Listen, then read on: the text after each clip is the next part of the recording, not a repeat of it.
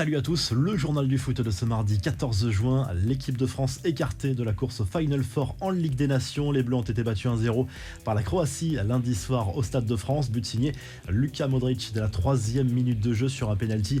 C'est vrai, généreux accordé aux Croates. C'est la première fois depuis 24 matchs que l'équipe de France ne marque pas dans une rencontre. Dans ce groupe, ce sont les Danois qui sont en tête avec 9 points après une victoire 2-0 contre l'Autriche. La Croatie est encore en course pour aller chercher cette première place après cette victoire au Stade de France. Alors faut-il s'inquiéter pour cette équipe de France à 5 mois de la Coupe du Monde au Qatar, ou au contraire faut-il relativiser ce rassemblement mal placé après une saison éreintante pour les joueurs et surtout pour les grandes nations européennes comme l'équipe de France? L'Angleterre a aussi des difficultés.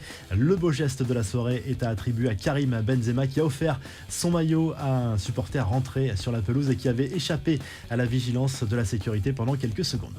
Les infos et rumeurs du mercato, les dernières 24 heures ont été plutôt calmes sur le marché estival. Comme pressenti depuis quelques semaines, le Bayern Munich a confirmé la signature de Ryan Gravenberch qui arrive en provenance de l'Ajax. Le milieu de terrain néerlandais s'est engagé avec le club bavarois jusqu'en 2027. Un transfert évalué à 25 millions d'euros, bonus compris.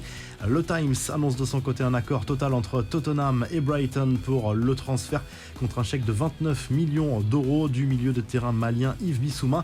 Les Spurs, qui étaient déjà intéressés par le milieu de 25 ans en janvier, ont donc remporté la mise. Bissouma était également pisté par Liverpool, Arsenal et Aston Villa. Giorgio Chiellini, lui, s'est engagé avec le Los Angeles Football Club. Le défenseur italien s'offre un nouveau défi en Major League Soccer après avoir passé 17 saisons avec la Juve.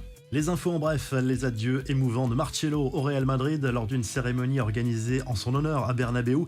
Le défenseur brésilien de 34 ans est apparu extrêmement ému au moment de prendre la parole. Après plus de 15 ans passés dans la capitale espagnole, il repart en légende avec 25 trophées remportés. C'est tout simplement le joueur le plus titré de l'histoire du Real.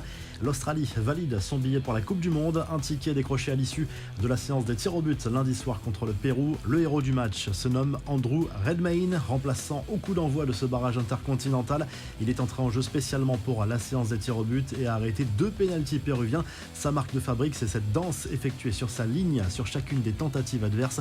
L'Australie, qui sera d'ailleurs le premier adversaire des Bleus au Qatar le 21 novembre. C'est un bon souvenir pour les Français qui avaient déjà défié les Australiens lors du mondial en Russie, lors du premier match également. Il ne reste plus qu'un billet à distribuer. Le Costa Rica et la Nouvelle-Zélande s'affrontent ce mardi dans l'autre barrage intercontinental. L'IFAB, l'organisme garant des règles du jeu dans le football, adopte définitivement la règle des 5 changements par match. L'évaluation de la détection semi-automatique des hors-jeux que la FIFA envisage d'utiliser pendant la Coupe du Monde continue et les premiers tests sont visiblement concluants. Cette technologie s'appuie sur des caméras spécifiques qui donnent la position exacte des joueurs sur le terrain, offrant aux arbitres des informations précises en quelques secondes seulement. Enfin, comme souvent à cette saison, les futurs maillots des grands clubs fuitent sur les réseaux sociaux. Plusieurs clichés circulent depuis quelques heures sur le futur maillot de l'Olympique de Marseille pour la saison 2022-2023. Cette tunique à domicile est bien sûr majoritairement blanche avec un bleu plus foncé sur le col, les manches, le sponsor maillot et le logo du club. La revue de presse bouillie de football, c'est le titre du journal L'équipe. Ce mardi, au lendemain de la défaite de l'équipe de France contre la Croatie en Ligue des Nations, à 4 matchs, 0 victoire pour les champions du monde. Dans cette compétition, les Bleus sont apparus très fatigués lors de ce mois de juin après une saison éreintante pour beaucoup d'entre eux dans les grands clubs européens.